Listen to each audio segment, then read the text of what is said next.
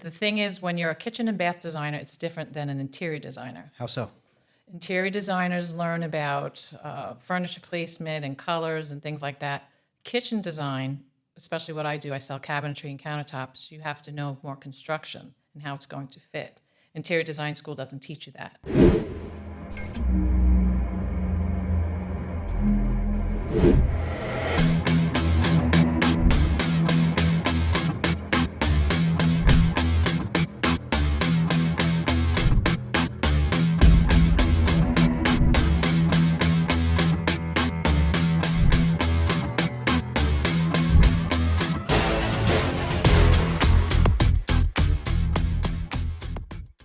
You are listening to the Dream is Real podcast. This is the place if you want to buy, sell, or build wealth through New York real estate. I am JD Ambrosio, and I'm part of the Dream Select team and your host today. As always, we bring you local leaders who are at the top of the real estate profession. Today with me is Maggie Gahn of Maggie's Kitchens and Bathrooms. And as you probably know, the condition of the home is a big part of the sale. So Maggie, thank you so much for joining us today. You're welcome. Awesome. So tell me a little bit about your background. Tell me about Maggie's Kitchens and Baths. I started about 20 years ago, and I bought a house and I started designing it, loved it, went back to school for interior design. And then I figured, I had my own window treatment business, but then I had someone who asked me about kitchens, and then I started looking into it. And the thing is, when you're a kitchen and bath designer, it's different than an interior designer. How so? Interior designers learn about furniture placement and colors and things like that. Kitchen design, especially what I do, I sell cabinetry and countertops, you have to know more construction and how it's going to fit. Interior design school doesn't teach you that. So on the interior design side, you can almost let your creativity run, Yeah. but within a kitchen or a bathroom, Yeah. you've got a cube that you've got to have you have everything to know fit. construction along with making it pretty. It has to fit. So I have a lot of contractors that bring their business to me, and they, when they hear there's an interior designer on the job, they want to make sure they think like, oh, they're not going to know or something like that. So they know that I have a little bit of experience of both, and so. Yeah. What was that transition like for you coming out of the design space, the window treatments, and then having to learn the ins and outs of kitchens and It's a baths? lot of hands-on training. And it was great. But it's just that. So I work with a lot of interior designers also, because they'll still be like the GC of the job, and then they'll get the cabinets and they'll let me do the kitchen and all that. So What was the biggest challenge though? what was the biggest challenge of a lot of detail, a lot of knowing construction more than you want it to look pretty, but you want it to fit. So that was the biggest challenge of knowing. Are there any projects that you particularly love to take on that you have a passion for? I am actually doing a project right now that was a Vanderbilt home Oh wow! on Oakdale. And Yeah, that's on the South Shore, right? Yes. Those properties down yes, there. Yeah. beautiful, beautiful. It was actually his solarium, I think it was, that they bought it back in the early 1900s. And it's on Idle Hour. It's Yes. that section right by the Dowling College, which is very, very different area there, the whole architecture and everything. It is. When you get down to the Yeah. end there and you see some of the architecture, I believe, and you can correct me if I'm wrong, you may know more about the area, but I believe everything south of that kind of large red building, it was almost like his stables and some of his... Yes, it's very interesting. And I think they made it into a little apartment, so it was just Yeah. like a cool, different place to live. Yeah, you drive through there, there's just like an eclectic feel to everything. Yes. My kids love going down and through there. So nice. So when I had a contractor refer me, he's actually an electrician that bought the house. So do you remember the movie The Money Pit? Oh, yeah. This house, it was just because it was all original and everything he did. So, just to have on my resume that I've done a house that was owned by, the Vanderbilts, and the whole house is shaped on the kitchen is shaped on like an octagon. So I was going to ask, were there really any kind of cool. unique features inside? Oh yeah, he wanted it very Victorian, and there was a lot of green because of all the the greenery and the landscaping and all that. So I actually did the butler's pantry, all green cabinets. I'm just in the process of doing it right now. Are you seeing any trends right now in the way of certain Oh, colors, yeah. different? What are some of the trends? Actually, the trends just from Manhattan, from the city to Nassau County to Suffolk County, it could be different Really? because people that are from Manhattan usually jump right to the Hamptons. So it's a more modern, simplistic feel. Nassau County is a little better with catching up, and then Suffolk, it depends upon where you are. Most people are still white cabinetry, but now mixing it with a little wood.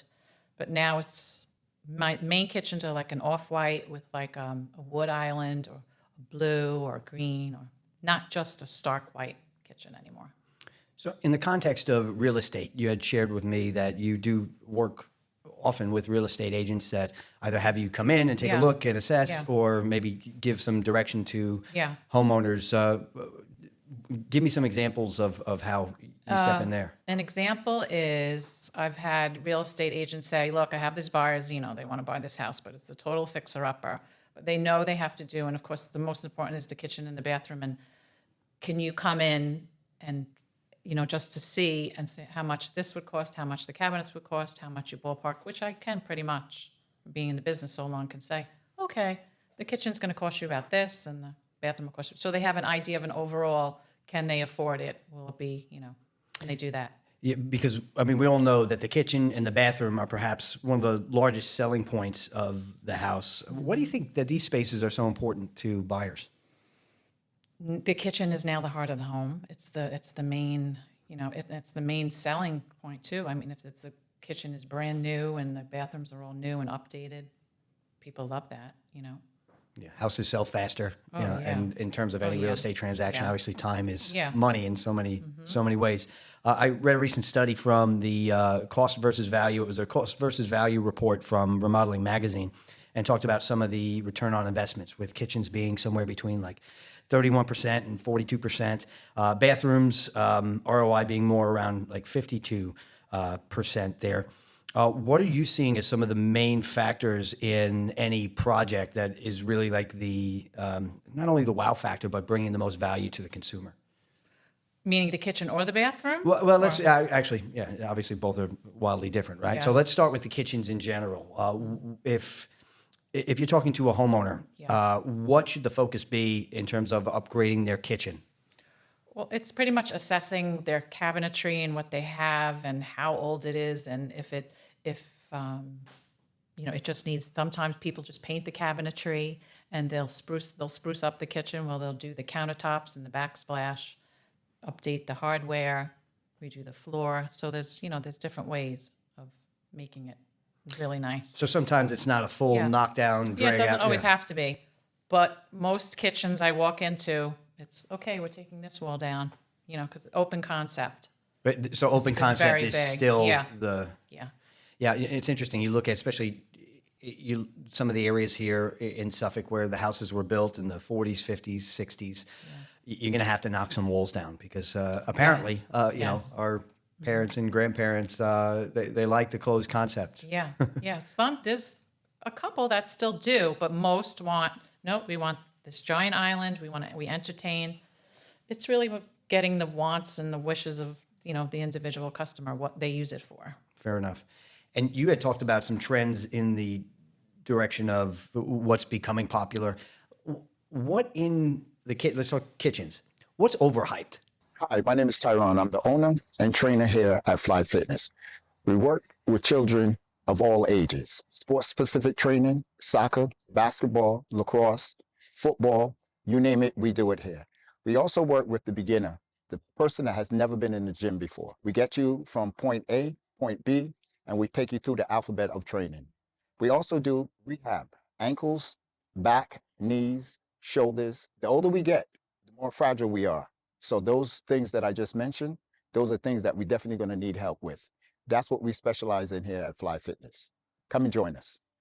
What do people put a lot of emphasis on that maybe they don't necessarily have to? I think it's funny that, some customers are like, oh, we're going to spend 15, 20,000 on cabinetry, but then they'll spend 15,000 just on a refrigerator. So some people they want to have the Viking stove, but they don't want to spend on the cabinetry. What do you think that is? because people that walk into their kitchen don't know. Sometimes they don't know the quality of the cabinets. Some people, they just see it's a white, it's a door, it's Right, a pretty. cabinet's a cabinet. But they see this, 48-inch Viking stove. They're like, oh. Oh yeah, this one plays So- music. Yeah, and then they don't even use it. No. Right, So right. it depends. Right. So you would say that appliances can Yeah. often be the place where a consumer might overspend. Do you think that translates the same to real estate? I mean, do you feel like buyers are coming in and looking at the refrigerator and making decisions? With the existing that they came into? Oh, you mean? Yeah, I mean, in the sense of real estate, you have a buyer coming in. I mean, obviously, you walk in and look. If you're looking at all of the appliances and you're saying, I have to replace everything, that's not the ideal scenario. But going for the top of the line Samsung that plays music and yeah. sends you text messages. I mean, do you feel like that is a major selling point, or maybe that's something that could be secondary in the I think priority? secondary. Yeah.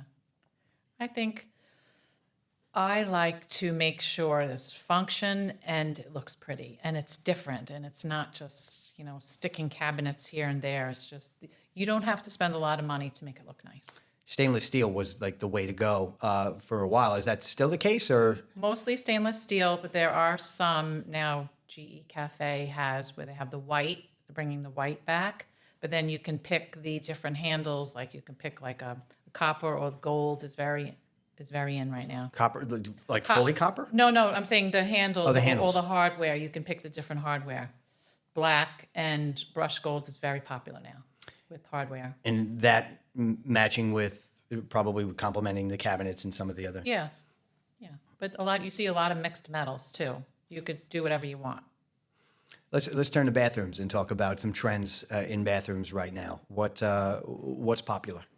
I think a little more on the modern side, and also having a feature wall and the floor different from the wall, not just the whole thing where it used to be like you do like halfway around with like a border, and then that's more traditional. Are the Depends. carpeted commode covers coming back, or? No carpeting. No. All right. No. Commodes, that are in the toilets, they have it all together. How so? The Kohler has a toilet that has the commode, the feature in there. Got it. I mean, I was thinking back to my grandmother's house where she had almost like the carpeted, or the wood used to be the wood. Yeah, right. No, that's not around anymore for sure. What about some hypes, some things that people spend money on in The bathrooms? showering systems, that are, you could go to body sprays, or you can get the overhead shower or things like that. Pretty vanities, beautiful tile. As important or as secondary, would you say? I think the most important is the look. Yeah, but there's so many different plumbing supplies, places now that just have all the different gadgets. Right. Yeah, and black toilets are coming back. Really? Yeah, so it was the National Kitchen and Bath Show in Las Vegas in February, and you saw a lot of that. Black toilets. Okay. Well, that'll come back. Like all the early 70s things, I feel is going to come Right. back. Is that when that was more popular? I think it was late 70s, early 80s. But then, all the emerald tones, jewel tones, like early 70s. There are things, even just from interior design in general, that are cyclical, right? That come back around, whether it's yeah. overall styles. I hear kind of secondhand. My wife loves to watch YouTube and watch all of that. And then, let me know what she wants to do next with the house, right? But so what are some trends? Let's talk, if you don't mind, since you have the interior design background, do you see any particular style trends inside the home that may be resurging or remaining tried and true? Tried and true. When it comes to flooring, definitely real wood throughout the house and in the kitchen. It used to be, oh no, you can't have wood in the kitchen. What if there's a spill? But wood. I love wood in the kitchen. A lot of my customers do wood in the kitchen, or they do the laminate that looks like wood. Right. Planks. Was that what's that? Yeah. LPL is that? LVT. LVT. Luxury vinyl tile. Right. Yeah. And a lot of that is very resistant to water, if not waterproof, right? Exactly. Got it. And you really can't tell Depending the difference. upon budget. Really, the only people that do like the porcelain planks that look like wood, I feel anymore, is someone that's going to do like the radiant underneath it Oh, right. because it keeps it warm. Right. Now that is obviously a more of a nice to have, but it is Oh, nice to yeah. have, right? Yeah, it's nice to have. But I love wood that feels soft under your feet and with a vinyl tile. It's always cozy, always Yeah. comfortable, right? Yeah, That'll yeah. that'll never change. I mean, No. you go back, you can go back as far as you want, you know. Mm-hmm. Wood is here to stay. So let's talk about the homeowner on that's maybe on a tight budget, and this could be someone who just moves into a home, right? Mm-hmm. Or someone who is saying, "All right, I'm looking to sell, but I don't necessarily have the budget for a major renovation." Right. But someone like you might be able to come in and say, well, you do have the budget to turn this around, but what would you say they focus on that would make the biggest impact for the lowest cost? Nick Cesarini, Weatherstone Mortgage is proud to partner with Dream Select Realty. We understand in this environment how hard it is to find the right home. You really need the right realtor and the right financial tools to be able to make that dream come true.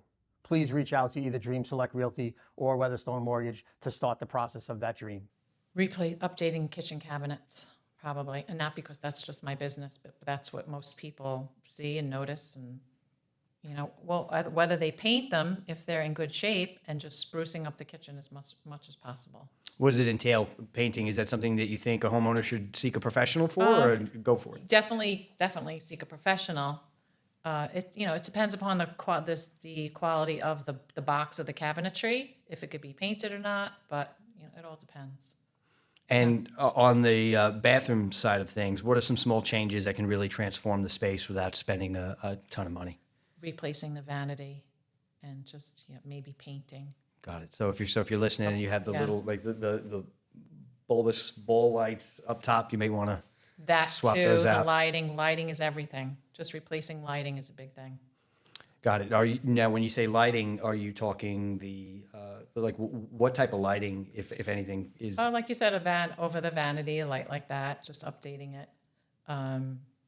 Most people do hi-hats in the kitchen, some pendants over an island, things like that. What about in the way of selecting tile? Because that goes across in Yeah. many cases the kitchen and the bathroom. What are some tips that you can give there?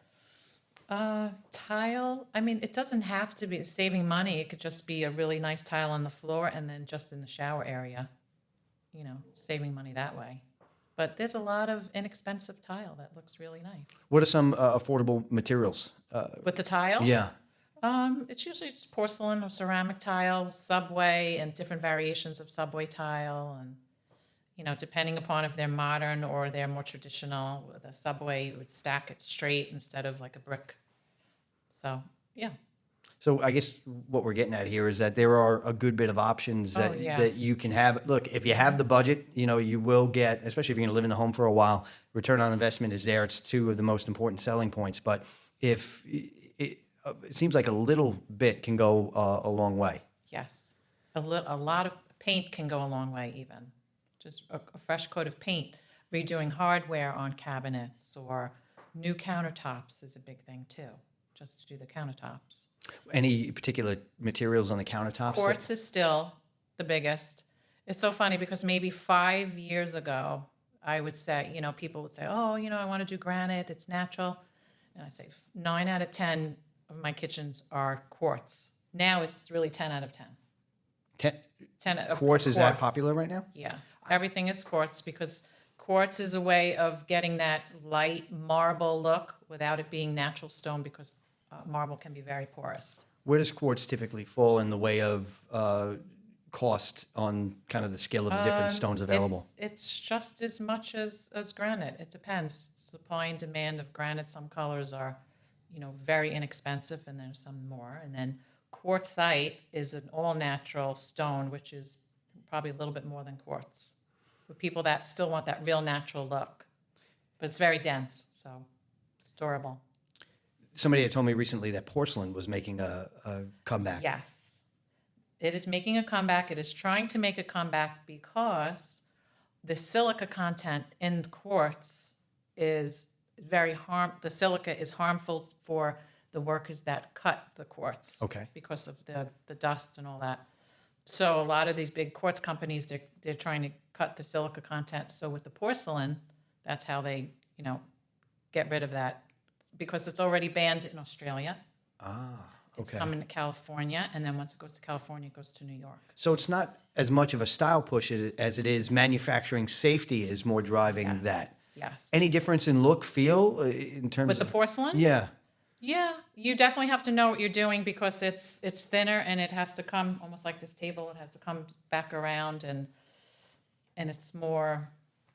It's actually you can have some pretty beautiful porcelains. Yeah, it's just people don't know from it.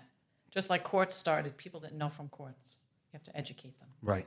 Right. So when you have maybe a buyer that's in a home and touring in terms of kitchen and bath quality, are there any red flags that they should look out for? Red flags. Yeah, I mean, sometimes you could walk in and there's so much going on when you're in the buying process that, it looks good. Let's move on. Are there any, is there anything that you would say they should look out for in terms of just to check the overall quality of what they may be purchasing? Yeah, a lot of that is like behind the walls and electric and make Right. sure all that and have a really good inspector and, because you could make a house look pretty, but is the foundation cracked? Right. All those big things. A lot of times is what you don't Yeah. see, right? That's what you don't see. That makes perfect sense. So I want to thank you very much for joining us You're here. welcome. How can folks get in touch with you if they want to take advantage of your expertise? If you just Google Maggie's Kitchens and Baths, my number comes up. I have, my office manager, me. I have my staff readily available. You can send me a message through Instagram or Facebook. I have my Facebook page Which you have an Instagram handle that they could look out for? at Maggie's Kitchens and Baths, all spelled out. And the website is, I thought I had it here. Maggie's Kitchens and Baths, same thing. Maggie's Kitchens and Baths.com. I was on your website. Your work looks fantastic. Thank you. Even though my Instagram is more updated. Is it? Okay. It's on my reels and all that. So go to the Instagram first and Yes. then go to the website and book a consultation with you. Is that the Yes. best way to do it? Yes. Awesome. Well, Maggie, it has been an absolute pleasure. I thank you. you so much for being here. You're listening to the Dream is Real podcast. Hey, listen, like, share, subscribe, turn on your notifications, tell a friend. We're going to continue putting out great content. You can find us at Dream Select Realty on TikTok and Instagram and Dream Select Homes on X. And we will see you next. Oh, and www.dreamselectrealty.com. You can reach out to us here as well. I'm JD Ambrosio, and I will see you next time.